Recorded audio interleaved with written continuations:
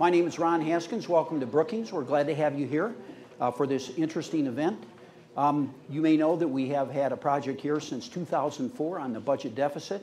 Unfortunately, none of us can vote or introduce bills, so we're always glad to have someone who actually can do both those things, not to mention chairman of the committee, to come here and tell us about the deficit and what their plans are. So we're very pleased to be doing it. Here's a brief overview of the event. I'm going to begin with a brief introduction of Senator Murray.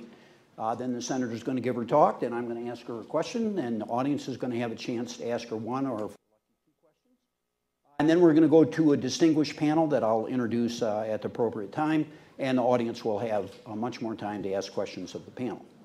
Let me first say the talk today is going to be in part about the so-called cliff or slope or whatever you want to call it. That there are a lot of things coming due by January 1st. So just in case there might be one or two people out there who don't know exactly what it is, it includes the Bush tax cuts, it includes unemployment compensation extension, it includes the payroll tax holiday, it includes the $1.2 trillion sequester, and a number of other items.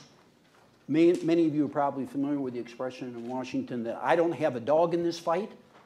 There's nobody in Washington that doesn't have a dog in this fight, so this is really a big deal. And Senator Murray will tell you the rest. Senator Murray. Thank you very much.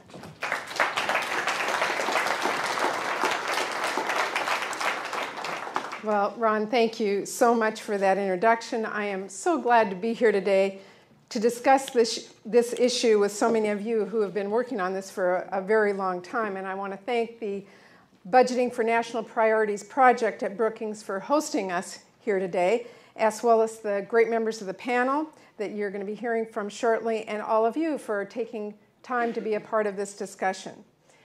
As all of you know, last August, I was asked by Majority Leader Reid to co-chair the Joint Select Committee on Deficit Reduction, or the Super Committee as it was commonly called.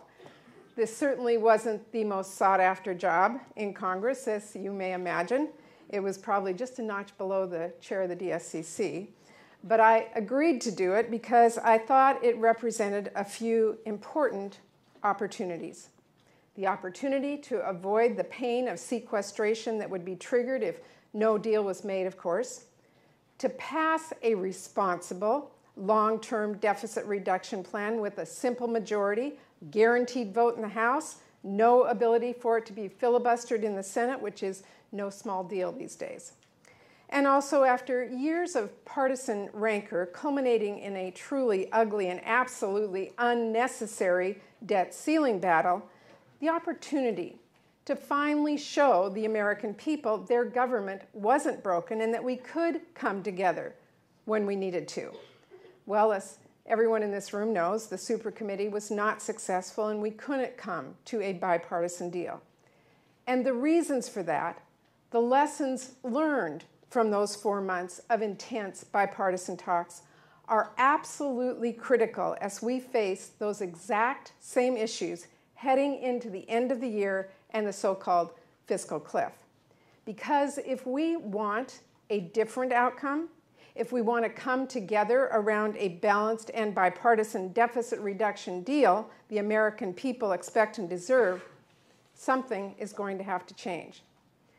So today I want to talk about the vision, values, and priorities that drive my approach to tackling our budget challenges. And I'm going to contrast that with what I see as the short-sighted and deeply flawed vision that has been dominating the Republican Party.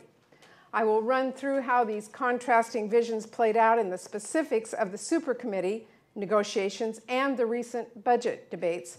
And then I will lay out how I see a path forward as we now head towards the end of this year.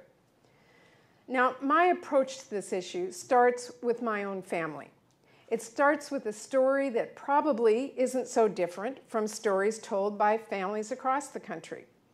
I was born and raised in the small town of Bothell, Washington, in a big, loving family.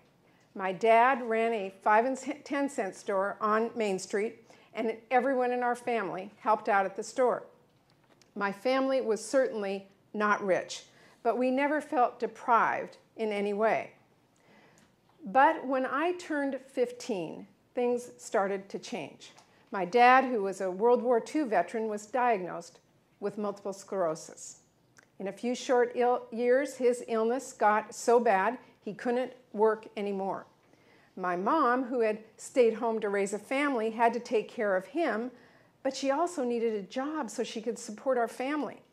She found some work, but it didn't pay enough to support me and my 6 brothers and sisters and a husband with growing medical bills. Without warning, my family had fallen on hard times. But thankfully, we lived in a country where the government didn't just say, tough luck. My dad was a veteran, so he got some help from the VA for some of his medical care. For several months, my family had to rely on food stamps. It wasn't much, but it put food on the table so we could get by. To get a better paying job, my mom needed some training. Fortunately, at the time, there was a federal program that helped her attend Lake Washington Vocational School, where she got a 2-year degree in accounting and eventually a better job. And my brothers and sisters and I were all able to go to college through federal grants and student loans. Like millions of Americans, we got by with a little bit of luck. We pulled through with a lot of hard work. And while I'd like to say that we were strong enough to make it on our own, I don't think that's really true. I know that the support we got from our government was the difference between 7 kids who might not have graduated from high school or college and the 7 adults that we have come to be. All college graduates, all working hard, all paying taxes, and all now giving back to our own communities. So this is the primary prism that I view our nation's budget through. And it's what guides me as I work in the Senate to impact the choices that we make. Not that government can or should solve every problem. Of course it shouldn't, and it can't. But that we are a nation that has always come together to stand with families like mine, to invest in our people, in our communities, in our future, and to build the most robust middle class the world has ever seen. That a budget is not just numbers on a page, that despite what you may think, if you listened into some of the debates that we've been having recently, the word budget is not just a synonym for deficit reduction, that it is not just about charts and graphs and trajectories we often hear about, though those are important too, but that a budget tells a story of what kind of nation we are and the kind of nation we want to be, and that it is a statement of our values and our priorities and our vision, or at least that's what it ought to be. These ideas led to some very clear goals as I went into the super committee. First, I thought everything needed to be on the table when we started. This didn't mean members were supposed to check their values at the door, but it did mean we had the best chance of success if members didn't rule out any changes to entire swaths of the federal budget before we even began. Second, I felt very strongly that any deal has to be balanced and include both spending cuts and new revenue.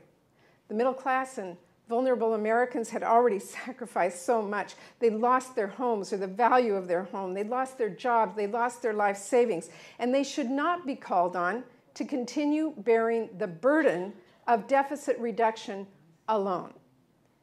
Third, I wanted to make sure we didn't let the very real need to tackle our deficit and debt cause us to cut off the most critical investments in our families and our future, or set aside the values and priorities that have made America great.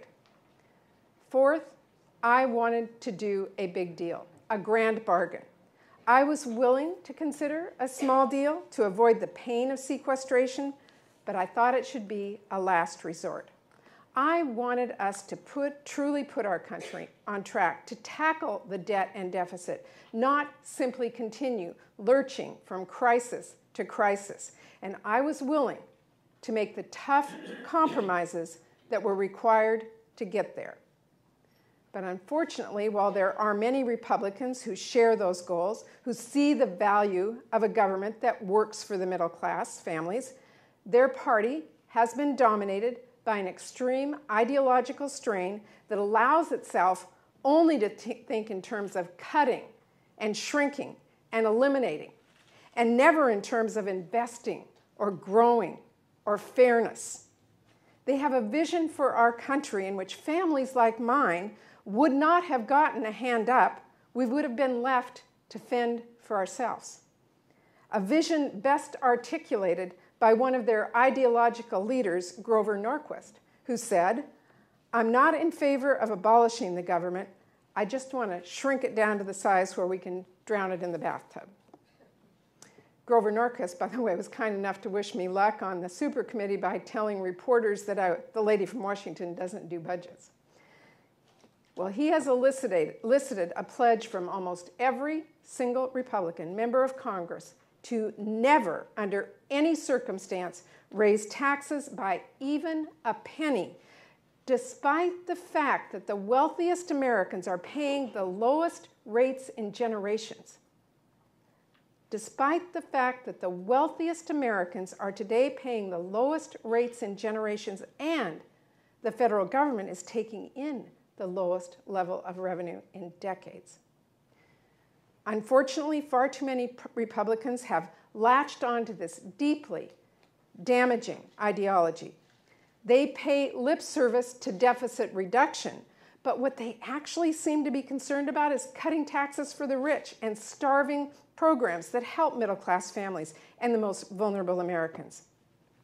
If Republicans really thought the deficit was the most pressing issue, you wouldn't have seen their presidential nominee say he would reject a deal to cut $10 in spending for every $1 in tax increases.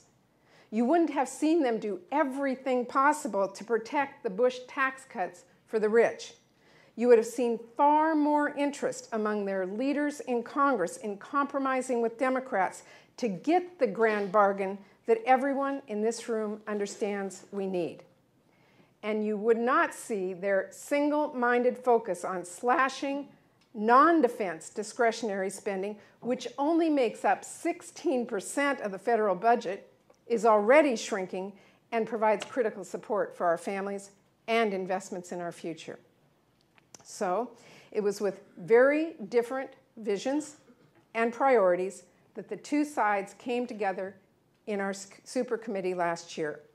I understood it would be difficult, but I knew Democrats were ready to compromise and open to the concessions a balanced and bipartisan deal would require. And I was hopeful that the Republicans were as well.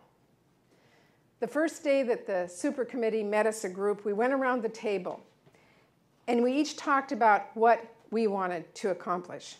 We shared some coffee and runny eggs and our hopes for the coming months.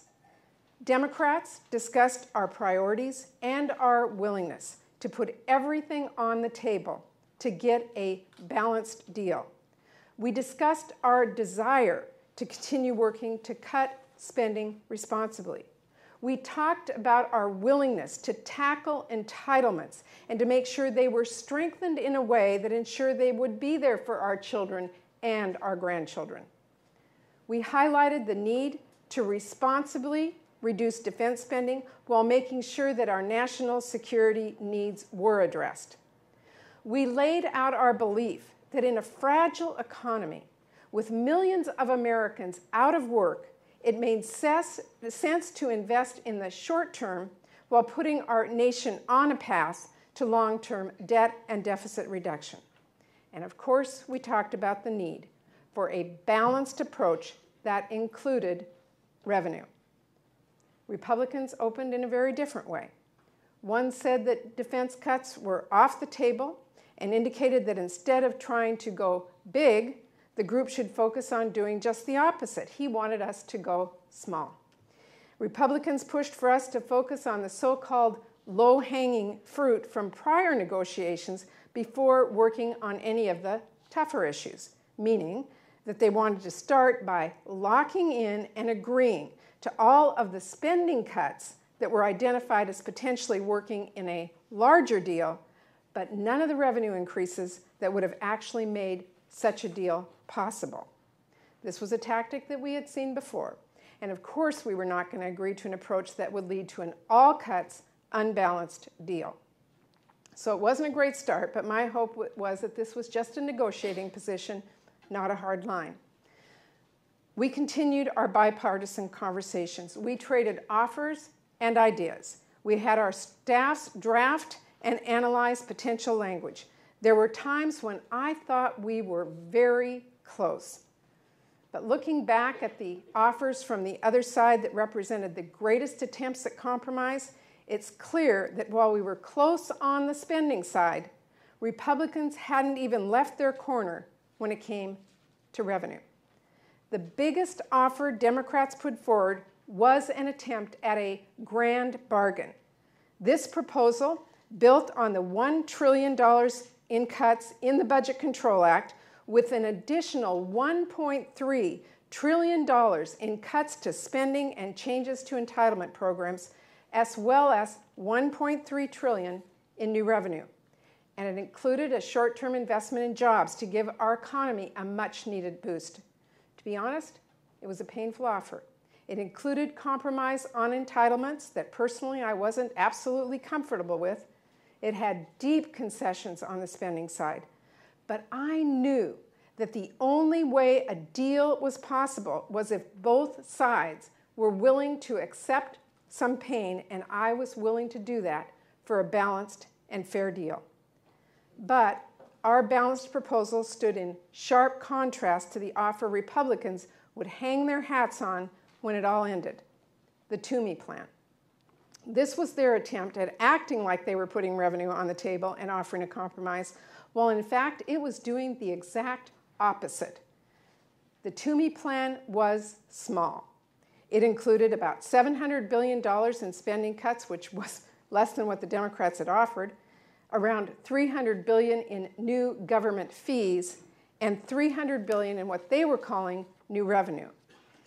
It's important to note that many of those numbers were fuzzy, and it's unclear exactly how CB would have actually scored a lot of that. But I want to unpack that last number a bit, because the Republicans were trying to do here is not unique to the Toomey plan. We have seen this over and over in their budget proposals.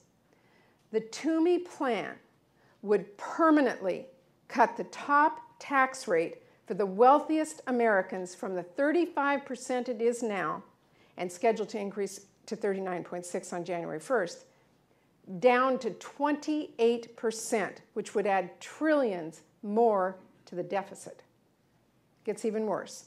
The Toomey plan claims this lost revenue would be offset by closing loopholes and ending deductions, and further there would be $300 billion in extra revenue once this was all said and done.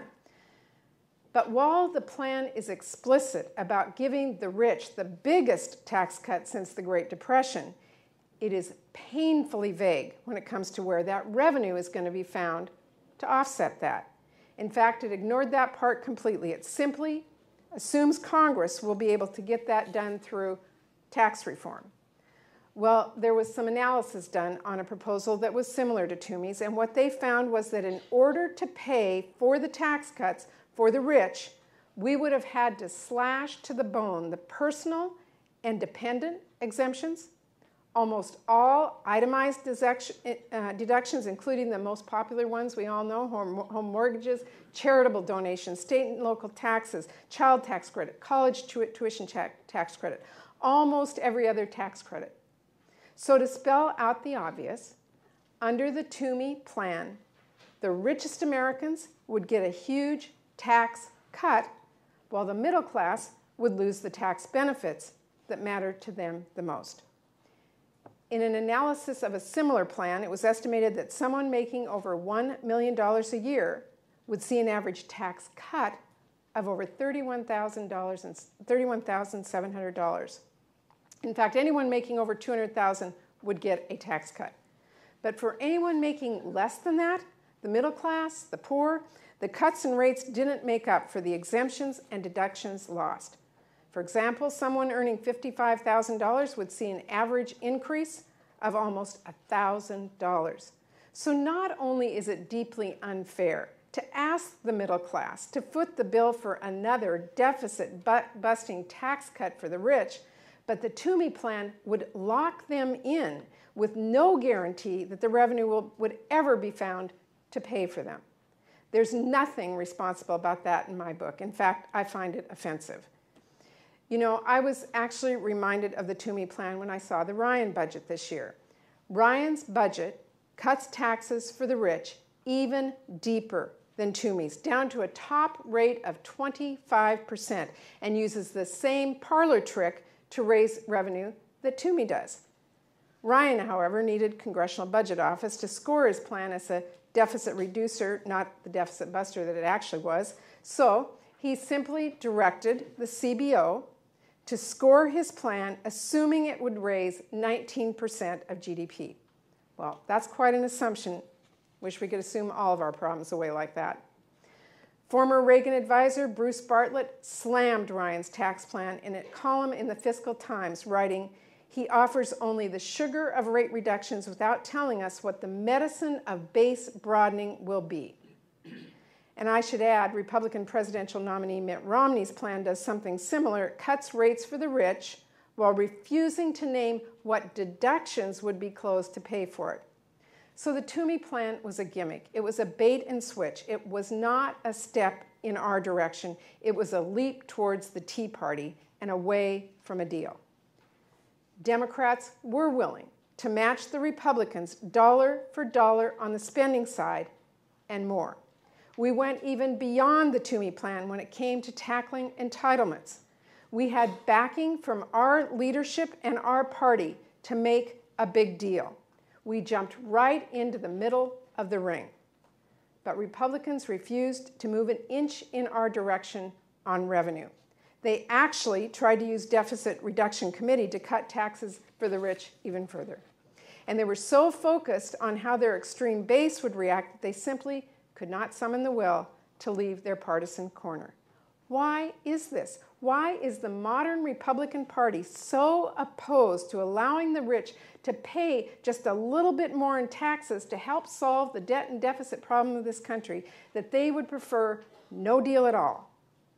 After all, it wasn't always this way. President Reagan raised taxes 11 times. President George H.W. Bush famously raised taxes to rein in the deficit. This really shouldn't be controversial, and outside today's Republican Party, it isn't. Because if you believe that the deficit and debt are major problems that need to be addressed, as Democrats do and as Republicans claim to, then you can't simply ignore revenues at a time when at 15.4% of GDP, they are the lowest in 60 years. Poll after poll has shown the American people overwhelmingly want to reduce the deficit with a combination of cuts in revenue. Every single bipartisan group that has made progress in the area, from Simpson-Bowles to Domenici-Rivlin and others, were able to come together because their plans were balanced.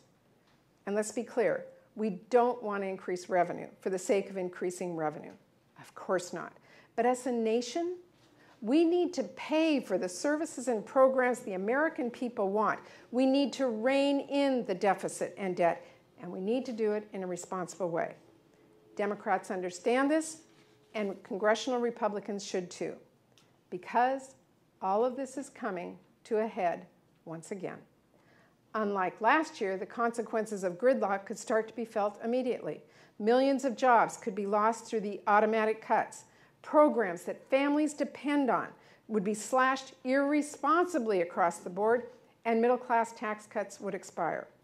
And once again, if Republicans won't work with us on a balanced approach, we are not going to get a deal.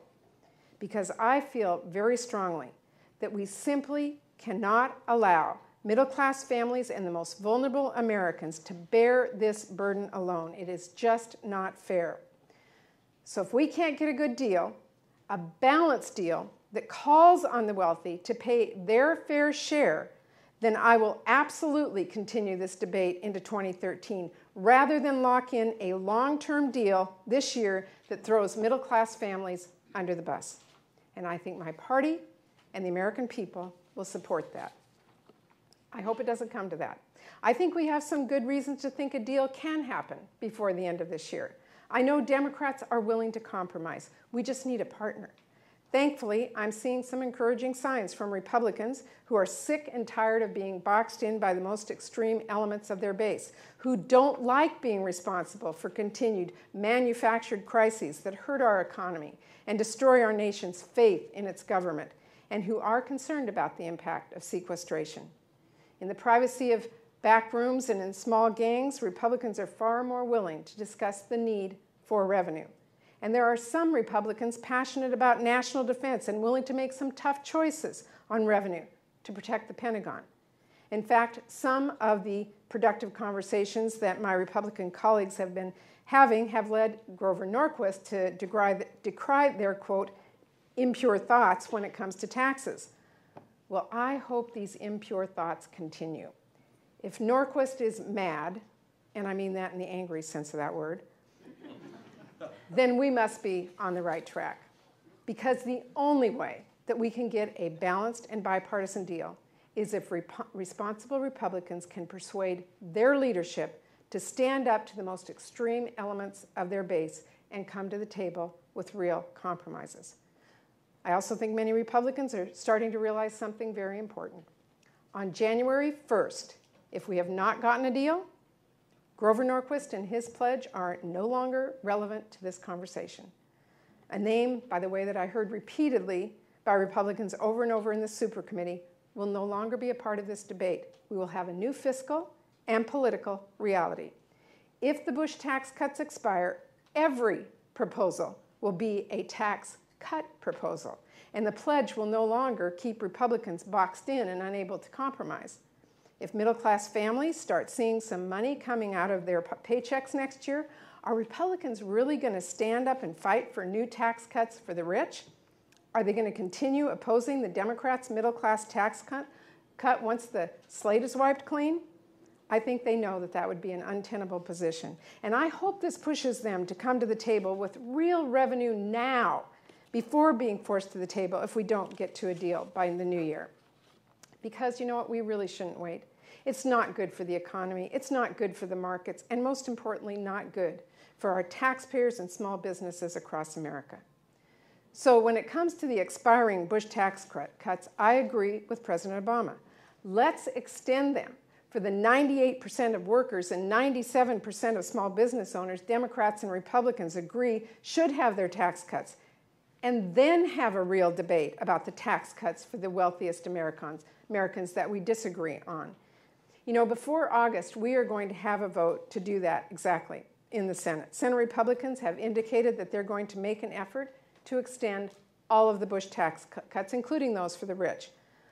I challenge them to do something different, to be honest about what they really want, and allow everyone to clearly state their position on this issue. I challenge them to offer an amendment to our middle-class tax cut that would simply extend the tax cuts they're fighting for, the tax cuts for the rich. Not a political amendment offered simply to give their members a way out of voting against a middle-class tax cut, a real amendment. If they do this, all of the Bush tax cuts would be up for a clean, honest extension vote, and the American people would know where everyone stands. Any senator who supports extending tax cuts for the middle class can vote for our bill. Any senator who supports extending tax cuts for the rich can vote for the Republican amendment. And any senator who supports extending all the tax cuts can vote for both. That would give everyone the opportunity to vote for exactly what they want, and it would make sure that the political gimmicks don't get in the way of delivering results for the 98% of workers both sides agree should have their tax cuts extended.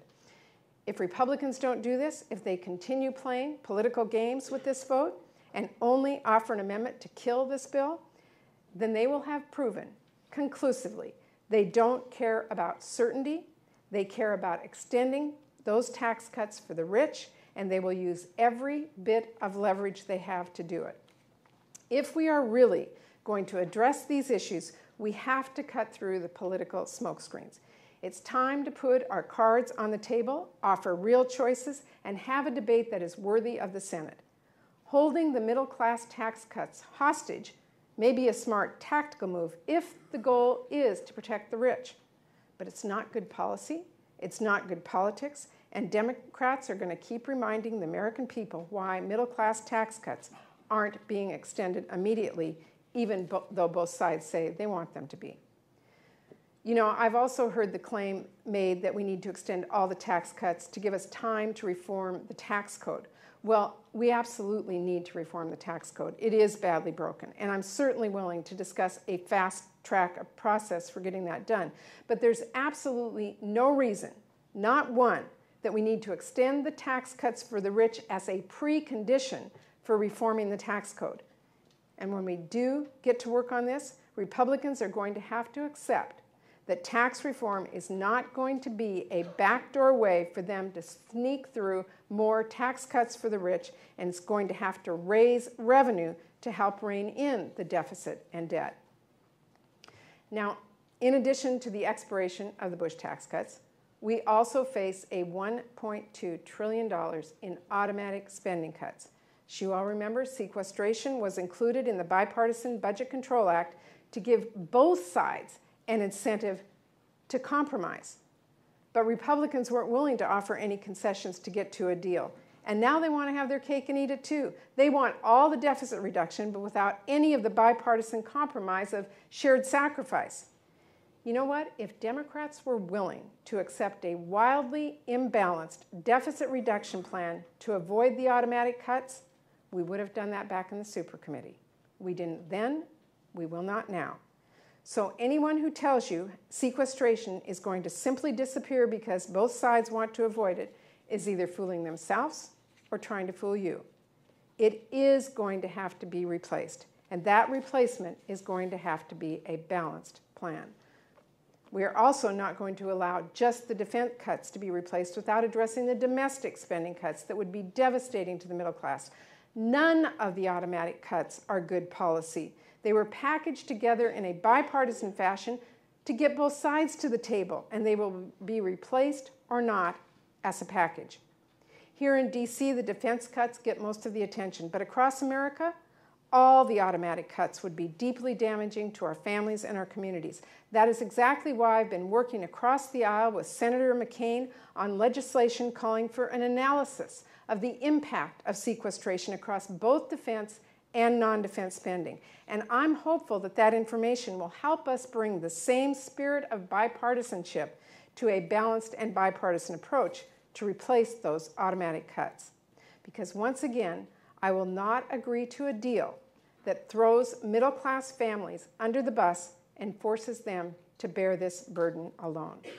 Unless Republicans end their commitment to protecting the rich above all else, our country is going to have to face the consequence of Republican intransigence. This is about more than tackling our debt and deficit. It is about our nation. We cannot ignore this great challenge. We need to rein in the debt. But it is not all that defines our budget. Our budget and our nation will be defined by the scientists who come out of our schools, by the businesses that we create, by our communities, our universities, our research, our development, our innovation. And we will be defined by the opportunities we afford to every one of our families and workers, by the fairness of our society and how we treat the most vulnerable among us. When I go back home to Washington State, my constituents don't come up and say they want the federal government to spend 18% of GDP or 20% or 25%. They tell me they want a strong school system for their kids. They want them to go to college if they want to. They want good jobs in their communities, safe roads. They want their government to be there for them when they need support getting back on their feet. In other words, they want government to do what it did for my family, what it has done for millions of families for generations. They do want us to tackle our debt and deficit. They certainly don't want us to hand the bill to our kids. But they want it done in a balanced and fair way that doesn't leave the middle class holding the bag alone. Those are the priorities that I will be pushing for when we vote on the tax cuts next week and in the weeks and months and years ahead. I believe that they reflect the American values that have carried our nation forward for generations and the vision that will continue our great nation's leadership into the 21st century and beyond. I know that Democrats are ready to go to work. We want to make a deal. We are ready to compromise. I'm personally willing to talk to anyone from either party who wants to solve this problem. And as soon as Republicans decide to work with us, I'm confident we can get to a balanced and bipartisan deal that the American people expect and deserve. Thank you.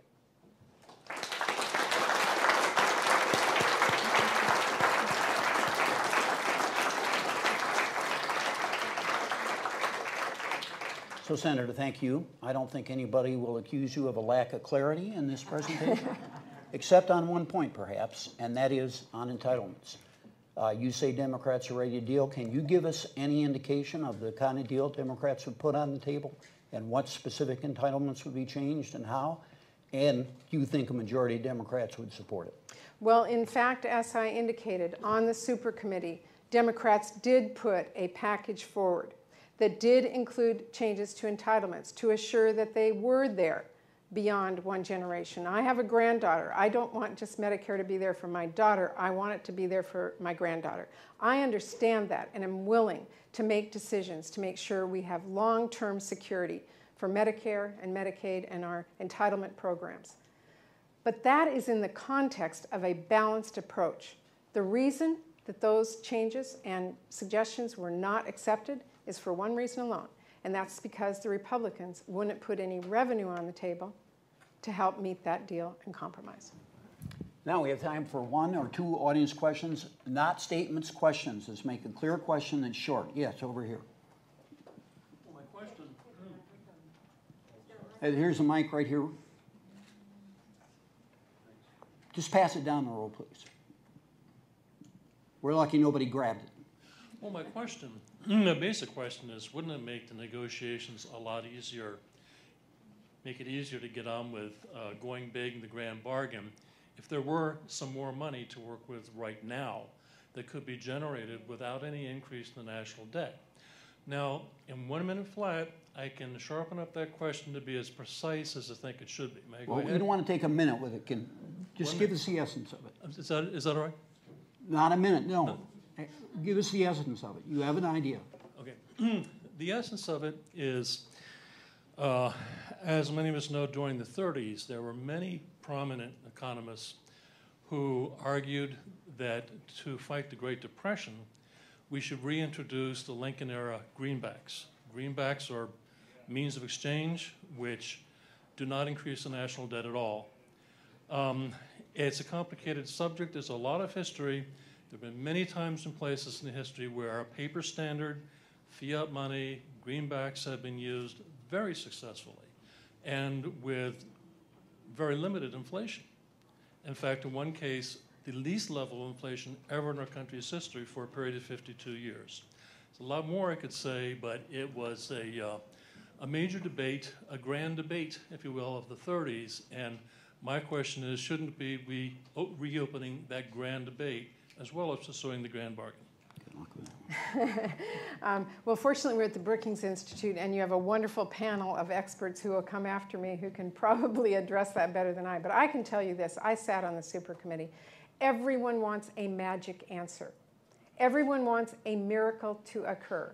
Everyone wants to pull something that looks good, sounds good, but in reality, CBO doesn't score it as something that will reduce our debt and deficit. We have to come forward with a plan that will reduce our debt and deficit. The Democrats on the committee did that, but where we didn't get any compromise was on revenue on the table. Right here, quickly. Thank you, Senator. Good to see you again. My question is the issue of jobs and outsourcing. If you remember when I lived in Seattle and knew you, it was during the Clinton administration that there was a proposal that was passed for NAFTA and GATT that still continues where they're outsourcing of jobs, and it has not changed in both houses, whether you're Democrats or Republicans, have endorsed this and continue with the outsourcing of jobs, which eliminates jobs in this country. What do you think, or what position do you take? How will this change the economy? Will this create jobs in America? If we delete or eliminate NAFTA and GATT, because that is very important in terms of the loss of jobs for Americans here that are going overseas for a lower salary and organization and production. Thank you. Well, we're not here today to debate trade policy, but I can tell you that every Democrat strongly believes that we should be making things here in this country and creating jobs and showing the world that we can be strong in the future. And that takes a lot more than trade agreements. It takes training and education for our workforce. It means making sure that people have the skills we need to manufacture and build here in this country. And I can tell you standing here, if all of our deficit and debt reduction comes out of that small portion of the budget, 16%, and eliminates education and training, we will not be able to manufacture and build things here in this country. Senator, thank you very much. I know we're out of time. I do just want to say this to you and to all your audience. I believe that we can get a good deal. I believe it will take leadership. It will take compromise. There are good people working at this at every level. And I am, again, willing to work with anyone who comes to the table and is willing to bring real revenue and a balanced approach to solve this really important generational challenge for our country. Senator, thank you very much. Thank you. Appreciate you coming.